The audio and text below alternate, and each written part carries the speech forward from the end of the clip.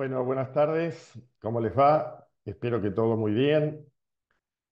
Nosotros hoy vamos a dar un enfoque filosófico jurídico del derecho penal internacional y del derecho internacional penal, teniendo en cuenta lo que hemos anunciado al principio. Este módulo comenzó con una perspectiva compleja del derecho aplicada al derecho penal internacional y al derecho internacional penal, partiendo de la dimensión, partiendo de la concepción tridimensional del derecho, que entiende que este es un conjunto de hechos, conductas, normas y valores, según la metodología o las metodologías que utilizan las distintas fórmulas de integración de las tres dimensiones, de acuerdo a las teorías trialistas del mundo jurídico y del derecho.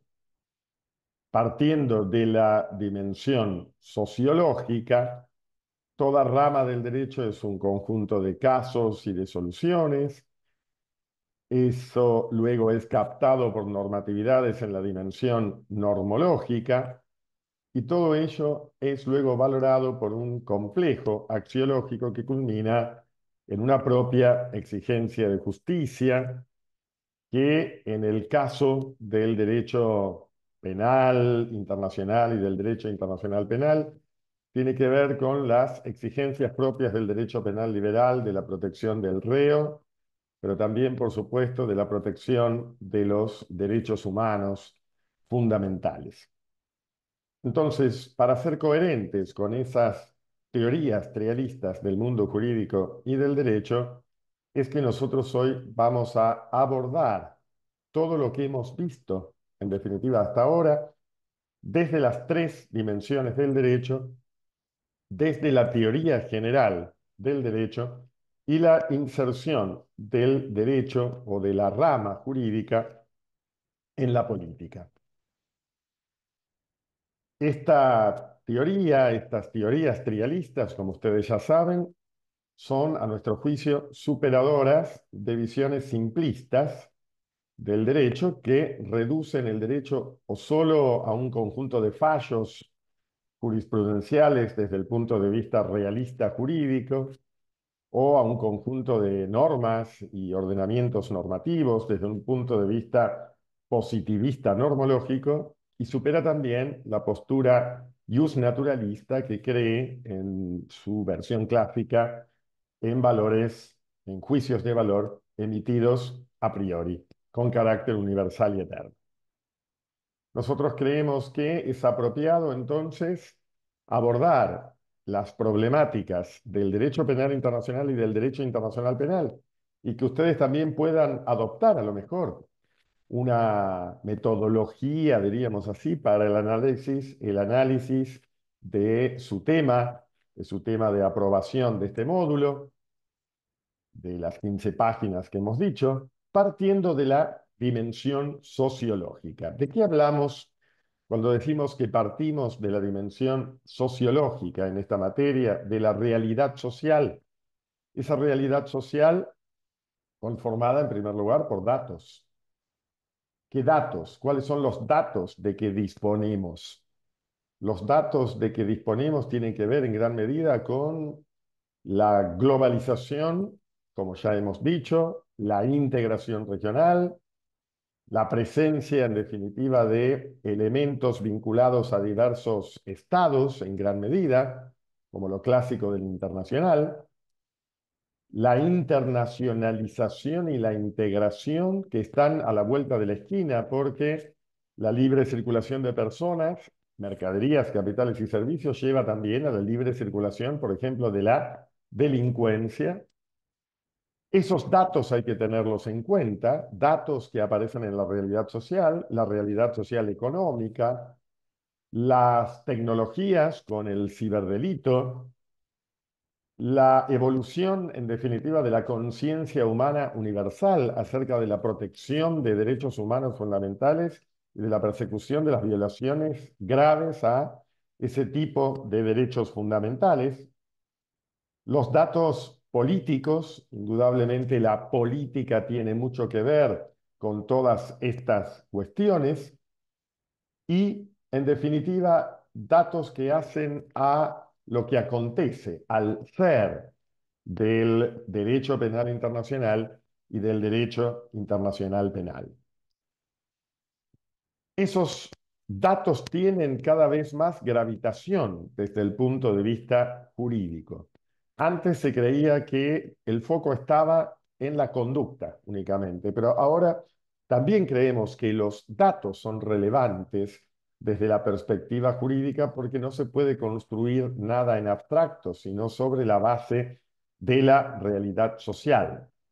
Datos que tienen que ver también, como ya lo hemos analizado, con la historia de la evolución de la humanidad en este sentido, de la territorialidad a la extraterritorialidad, de las sentencias, por ejemplo, para el cumplimiento de condenas a argentinos en el extranjero que lo cumplan en Argentina, o viceversa, y la evolución, ya sabemos, de los tribunales internacionales penales con motivo de las violaciones de derechos humanos cometidos durante las guerras.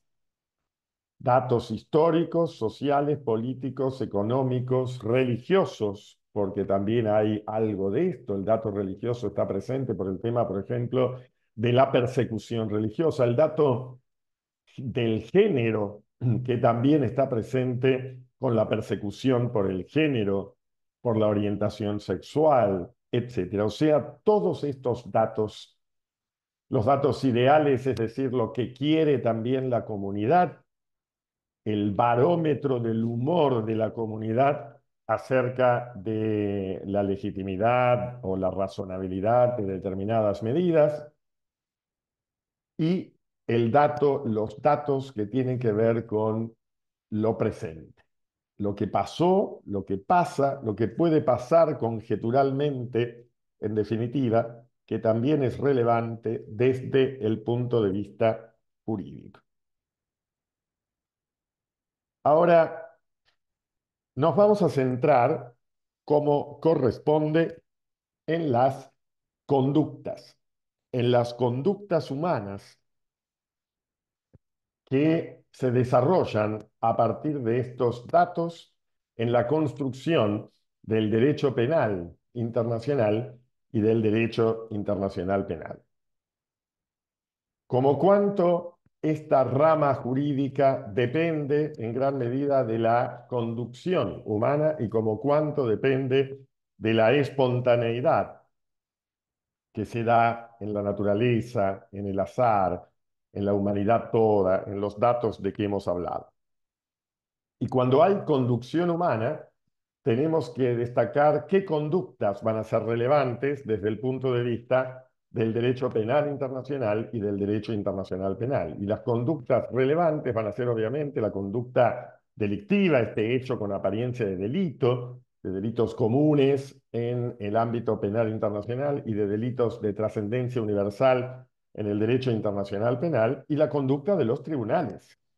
La conducta de los tribunales, precisamente de los tribunales nacionales, cuando tienen que entender en causas de penal internacional o de internacional penal, por ejemplo, por la jurisdicción universal, cuando tienen que cooperar con tribunales internacionales en materia, por ejemplo, de internacional penal, la conducta de esos tribunales internacionales, la conducta de los integrantes del Ministerio Público de la acusación, la conducta de los defensores, o sea, cada conducta, cada decisión en definitiva, que se tome, tiene que ser analizada de manera particular. Esas conductas a las que hemos hecho referencia son conductas, diríamos, en donde no hay acuerdo entre las partes, sino que es un tercero el que va a intervenir de manera autoritaria, y por eso son, de alguna manera, como diría Goldschmidt, adjudicaciones, repartos de potencia e impotencia, es decir, de lo que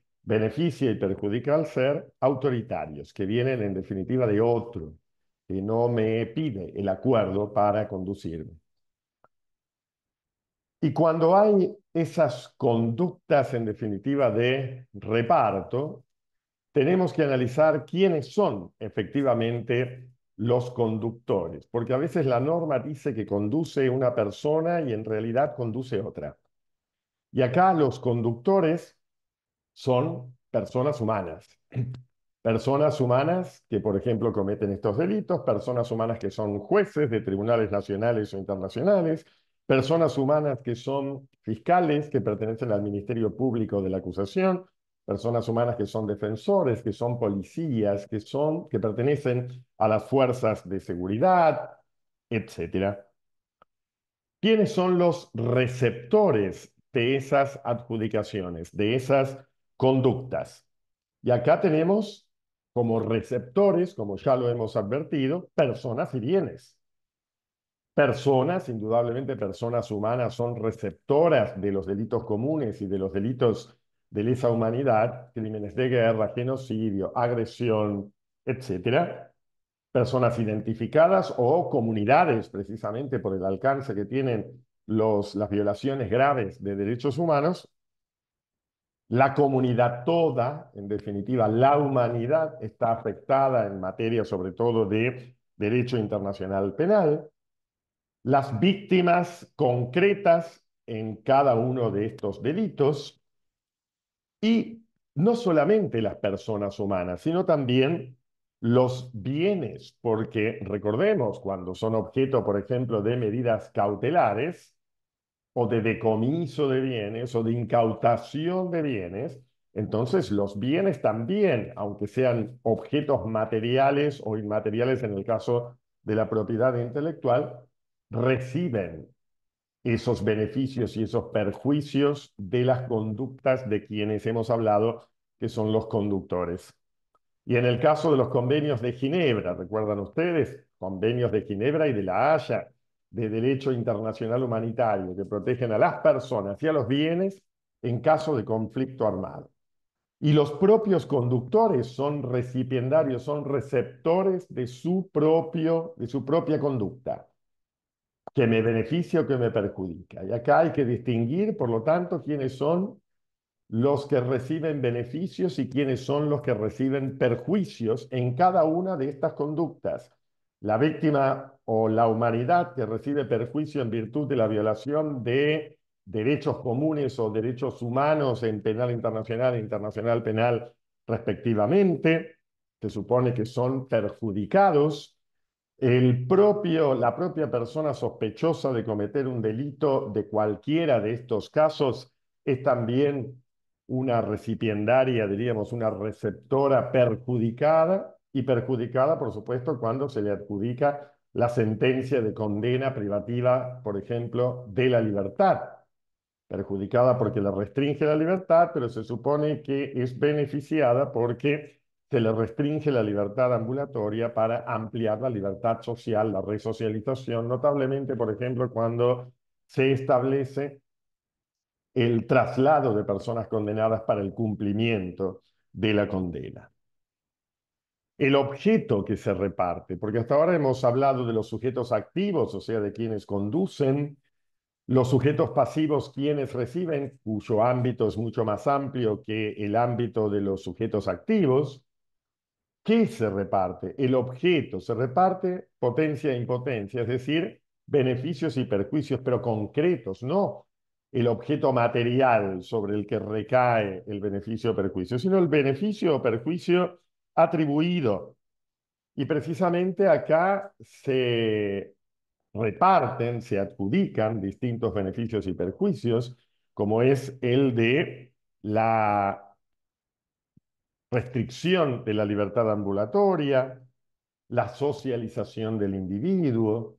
Todo ello tenemos que ver el grado de realidad que tiene efectivamente esos beneficios y perjuicios. Las formas, ¿cómo llego yo a esos repartos? Indudablemente la persona que delinque llega sin escuchar al otro y por lo tanto a esto lo podemos llamar una mera imposición. Pero el juez, cuando llega a una sentencia, ha desarrollado un proceso, ha escuchado en definitiva a las partes y por lo tanto ese proceso es la forma a la que se llega normalmente a una sentencia. Pero hay que ver hasta qué grado efectivamente hay un proceso, porque a veces hay una mera imposición disfrazada de proceso. Tengo hecha la sentencia de antemano y hago como que. escucho para que luego no me condenen. ¿Y por qué estoy conduciéndome de tal manera? ¿Qué me lleva internamente a mí a conducirme de una manera o de otra? El móvil, las razones alegadas, las que voy a expresar, por ejemplo, los jueces lo expresan en los considerandos de la sentencia, las partes lo expresan durante el proceso, en los alegatos, en los escritos. Y lo importante en este caso es la razonabilidad social. La razonabilidad social que tienen estas conductas, sobre todo la de los tribunales, porque si las sentencias no gozan de razonabilidad social, no se van a cumplir, no se va a obtener la cooperación que se necesita para que se cumpla. Gozan de razonabilidad social las actuaciones, las conductas de los tribunales internacionales penales, de los tribunales nacionales en casos penales internacionales, para lograr que haya cooperación de cualquier grado, como hemos visto, de parte de las autoridades jurisdiccionales de un país, en definitiva, o del otro. Es decir, goza de ejemplaridad la conducta de una persona respecto del resto de la sociedad jurídica. ¿Es razonable la conducta que lleva a la construcción o las conductas que llevan a la construcción directamente del derecho penal internacional y del derecho internacional penal y del derecho penal de la integración? La razonabilidad social la tenemos que medir en términos de los operadores jurídicos llamados a cooperar, pero también la tenemos que medir en términos de lo que piensa la sociedad. Esa manera de ordenar, en definitiva, las conductas sociales es una manera, diríamos, horizontal por solidaridad. Cuando yo considero ejemplar la conducta de otros, me solidarizo, en definitiva, con otros y coopero. La solidaridad que es tan fundamental, por ejemplo, en el marco de la integración regional. Pero obviamente tenemos también otra manera de ordenar estas conductas en la realidad social, que es la manera vertical, mientras la ejemplaridad era horizontal, porque yo juez me conduzco como se conducen otros jueces, pero también hay una manera vertical que sería la planificación vertical desde arriba, que hace previsible el sistema, sobre todo, por ejemplo, los países de derecho continental muy apegado a la ley. Y esa planificación en esta materia puede ser gubernamental a partir precisamente o lo que se manifiesta en el derecho penal internacional, planificación gubernamental en gran medida, porque son tribunales nacionales los que intervienen, porque hay también fuentes formales internas, leyes en materia de cooperación penal, por ejemplo, pero también hay una planificación intergubernamental a través de lo que se pacta en tratados internacionales, y hay una planificación de la integración comunitaria, interestatal o supranacional, interestatal, por ejemplo, en el Mercosur, y supranacional en el caso de la Unión Europea. Y de esa manera entonces se van ordenando las distintas conductas en esta materia o en estas materias. Y se producen indudablemente algunos desórdenes, algunas arbitrariedades, porque los cambios que se van produciendo en estas materias producen a veces cierto desorden, ciertas tensiones, ciertos criterios dispares, disruptivos, arbitrarios entre los distintos tribunales que resuelven además este tipo de causas. ¿Y cuáles son, en definitiva, estos desórdenes que se producen? Y se producen los desórdenes, por ejemplo, porque mientras existe una Corte Penal Internacional y existen tribunales nacionales que pueden tener criterios diferentes respecto de un mismo tema, hay también tribunales que se crean a posteriori, tribunales ad hoc para la persecución de determinados delitos, y esto produce cierta arbitrariedad, cierta inseguridad. Pero también lo que hay que advertir es los cambios que se producen en estas materias, notablemente por la evolución que ha tenido. Fíjense los cambios revolucionarios de criterios que ha habido en el derecho penal de la prescripción a la imprescriptibilidad de los delitos de lesa humanidad. Los cambios que se producen cuando se incorporan dentro, por ejemplo, de delitos de lesa humanidad determinadas figuras, el terrorismo, la desaparición forzada de personas, los cambios que se han producido por el impacto del derecho internacional de los derechos humanos y del derecho internacional humanitario. Los cambios que se producen por los estándares que aplican por ese impacto los diversos tribunales ad hoc, la Corte Penal Internacional, etcétera, y el cambio revolucionario que se ha producido con la extraterritorialidad de la sentencia penal para el cumplimiento de condenas a ciudadanos argentinos en el extranjero para el cumplimiento en Argentina, por ejemplo, o viceversa. Y los obstáculos que se presentan en estas materias, que ya los hemos advertido, lo que estamos haciendo ahora es sistematizarlos. Límites. Todo lo que quiero puedo hacer en estas materias. Todo lo que puedo lo quiero hacer, porque claro, todo lo que puedo lo quiero hacer, no. Hay límites voluntarios. Ahora cuesta más reconocer que lo que quiero no puedo hacer por la presencia de límites objetivos. Límites objetivos que es fundamentalmente la falta de cooperación de parte de las autoridades jurisdiccionales estatales, oponiendo, por ejemplo, el orden público, la seguridad, los intereses del Estado. La Corte Penal, recuerdan ustedes, actúa cuando el Estado donde se cometió el hecho o cuyo ciudadano, parte del Estatuto de Roma, ha cometido el hecho, no quiere o no puede actuar. Quiere decir que la presencia de límites hay que reconocerlos. Donde no actúa el Tribunal Nacional, actúa la Corte, pero la Corte tampoco puede actuar si no hay cooperación de parte de las autoridades del lugar donde se cometió el hecho, de los estados parte. La extradición de nacionales. Habíamos dicho, recuerdan ustedes, el que si yo no extradito a un nacional, juzgo. O si no extradito en general, porque no se cumplen las condiciones de la extradición, tengo que juzgarlo. Pero tengo que juzgarlo, sobre todo si se trata de una extradición de un nacional, si el otro país donde se cometió el hecho por el principio de territorialidad renuncia a la jurisdicción y me envía y coopera conmigo. Y muchas veces no se coopera. Límites económicos, no hay medios como para llevar a cabo una investigación.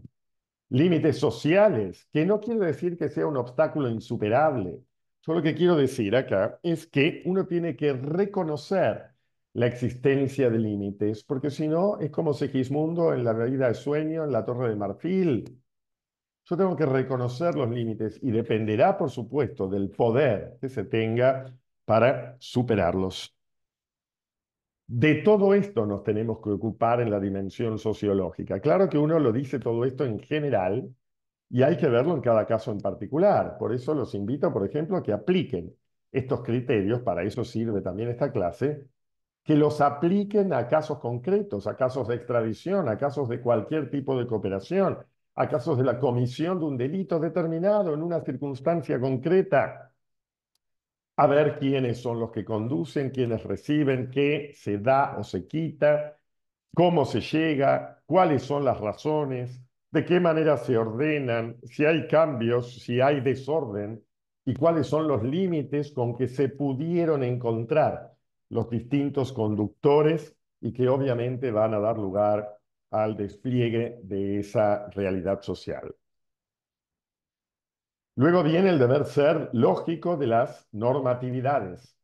Estas normatividades ya dijimos que es porque no hablamos solo de normas, de reglas generales, sino también que hablamos de principios, principios fundamentales de orden público, del derecho de gentes, que inspiran a todo el ordenamiento y a todos los tribunales que se han construido, y ordenamientos normativos diversos. Ordenamientos normativos porque coexisten el ordenamiento normativo internacional con el de la integración, el internacional a su vez de internacional público con internacional penal, con el de los derechos humanos, el ordenamiento normativo internacional, por ejemplo, de internacional privado, del derecho internacional humanitario y los ordenamientos nacionales. O sea que evidentemente, por eso hablamos de normatividades en general. Reglas que se excluyen unas con otras, principios que se ponderan como mandatos de optimización y coexistencia, por lo menos, de diversos ordenamientos normativos. Estas normatividades que surgen de fuentes que ya hemos dicho. Hay fuentes, la Constitución Nacional, los tratados de derechos humanos con jerarquía infraconstitucional, los tratados internacionales que ya hemos visto mucho, de penal, de internacional penal, etcétera, y en su defecto las normatividades surgidas de las fuentes internas, el Código Penal, la Ley de Cooperación Internacional en materia penal, etcétera. Pero estas fuentes de normatividades no están estáticas, sino que funcionan a través de los encargados del funcionamiento de las normatividades, que son básicamente los tribunales, también, por supuesto, el Ministerio Público de la Acusación, el Servicio Público de la Defensa, pero básicamente los tribunales que hacen funcionar las normas. Y lo primero que hay que hacer para hacer funcionar las normas para que lo que se captó se cumpla, es identificar cuáles son las fuentes de las que voy a extraer las normatividades, el estado de vigencia de las fuentes, sobre todo de los tratados internacionales y de los tratados, en definitiva, o de los instrumentos internacionales en materia de integración regional, del Mercosur, de la Unión Europea. Es tan difícil, es más fácil saber cuándo entra en vigencia, indudablemente, una ley que cuándo entra en vigencia un tratado, y esto es más fácil que cuando entra en vigencia una normativa mercosureña, por la regla, en definitiva, del consenso, y el tema de que el protocolo de Europreto, del que se van a cumplir 30 años, establece que en principio las normas no necesitan ser incorporadas, operan directamente en los ordenamientos internos, salvo que se diga que necesita incorporar, pero la realidad es al revés, que cada norma dice: esta norma no necesita incorporación, cuando la regla debería ser al revés desde el punto de vista normativo. El tema de la interpretación, cómo interpretamos las normatividades en derecho penal internacional e internacional penal, porque en el penal normalmente era una interpretación a favor del reo. Acá es una interpretación, sobre todo en internacional penal y en la jurisdicción universal, a favor de la humanidad, sin desconocer, por supuesto, la interpretación a favor del reo, porque hay que mantener las garantías del derecho penal liberal. La determinación de las normas, por ejemplo, hay principios que deben ser desarrollados mediante normas. Hay normas que les falta reglamentar. A veces necesitamos incorporar determinados tipos, reglamentar determinados tipos en el orden interno, y a veces se corre el riesgo de que con la reglamentación se altere el sentido de la norma original. Y a veces directamente lo que hay que hacer es precisar. Las normas penales son muy imprecisas porque establece, por ejemplo, entre 8 y 25 años para condenar a una persona, entonces hay que precisar. Elaborar cuando hay lagunas. Lo que pasa es que acá tenemos el gran tema del derecho penal liberal. No se puede elaborar en contra del reo. Pero la perspectiva, por ejemplo, de género altera muchas veces esto, y entonces se elabora, en definitiva, a veces en contra de la persona sospechada de cometer alguno de estos delitos agravados por la cuestión de género.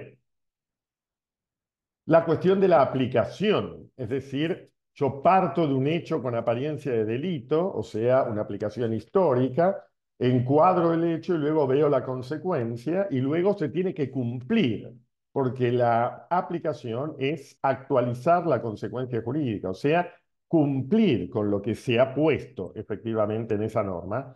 Y para cumplirlo necesito de la colaboración en la extradición, en la colaboración en la identificación de una persona, en la detención, y todo eso hay un trecho muchas veces entre la norma y lo que pasa efectivamente en la realidad social.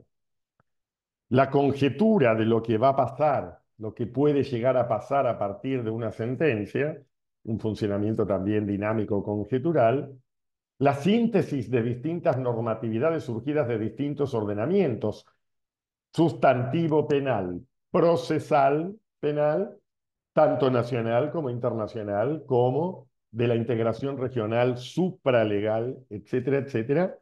Y la argumentación jurídica en estas materias qué tipo de argumentación acompaña a cada una de las tareas de reconocimiento, interpretación, determinación, elaboración e integración del ordenamiento normativo, aplicación, síntesis, etcétera, etcétera.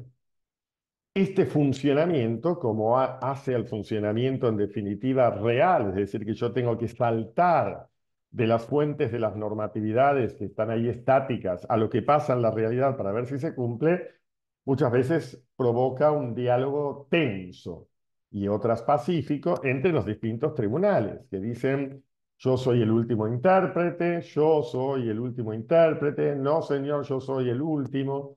O sea, la Corte Suprema dice una cosa, el Tribunal Interamericano, la Corte Interamericana de Derechos Humanos dice otra, y la Corte Penal Internacional dice otra, los tribunales internacionales dicen otra. Diálogo entre tribunales que implica, como ya lo hemos dicho, recuerdan ustedes, esto de la complementación positiva, activa. Yo actúo no en defecto, sino precisamente para complementando la jurisdicción de los tribunales penales internacionales a través, por ejemplo, de la jurisdicción universal en delitos graves y más que la complementación activa, el asociacionismo, precisamente para que estos delitos, sobre todo de internacional penal, no queden impunes. Tenemos que preguntarnos también desde el punto de vista lógico o normológico si estos productos del derecho penal internacional, si tiene productos propios, la propia expresión derecho penal internacional, derecho internacional penal, son adecuados, si los conceptos son adecuados, por ejemplo, si los tipos delictivos son adecuados, si es adecuado englobar dentro de delitos de lesa humanidad, si el ecocidio es un delito de lesa humanidad o no, si son adecuados también las materializaciones, o sea, las personas y los bienes que intervienen acá, bienes jurídicamente protegidos por la Cruz Roja, la Media Luna Roja, etcétera, y las personas protegidas y las personas que actúan en este tipo de ámbitos. Y la propia expresión, repito, si es adecuada, derecho penal internacional o derecho internacional penal. Y por último, la dimensión axiológica, es decir, la dimensión de los valores, porque en última instancia dijimos que las ramas del derecho se identifican por propias exigencias de justicia.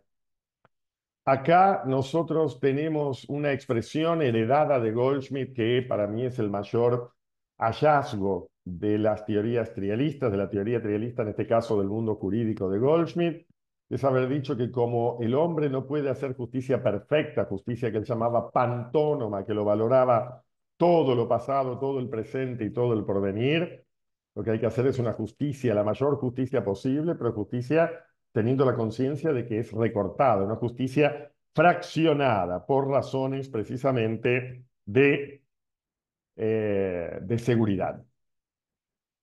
Es la mayor justicia que puedo hacer, efectivamente, la que hago a través del derecho penal internacional y sobre todo del derecho internacional penal y de la jurisdicción universal.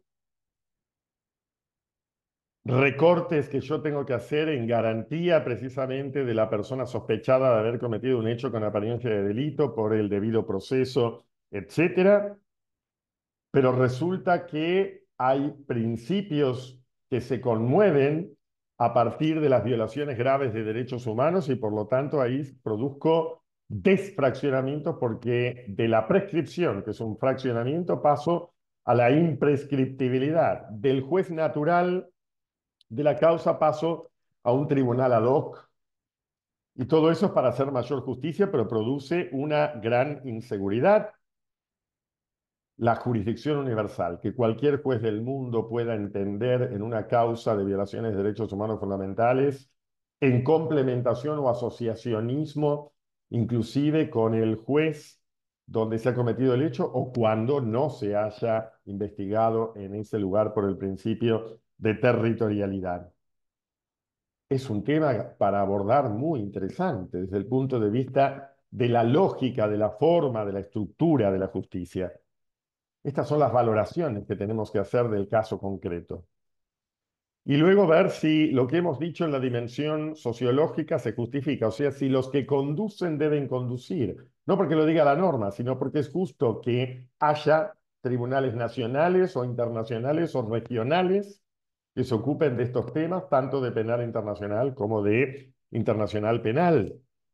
Si los que reciben deben recibir, o sea, el papel, por ejemplo, de la víctima, en definitiva, las personas humanas, las personas jurídicas, en derechos humanos, las violaciones de derechos humanos fundamentales, la legitimación del objeto, es justa la pena privativa, en definitiva, de la libertad, es justa la resocialización del individuo, es repartidero lo que se reparte, es decir, lo repartible.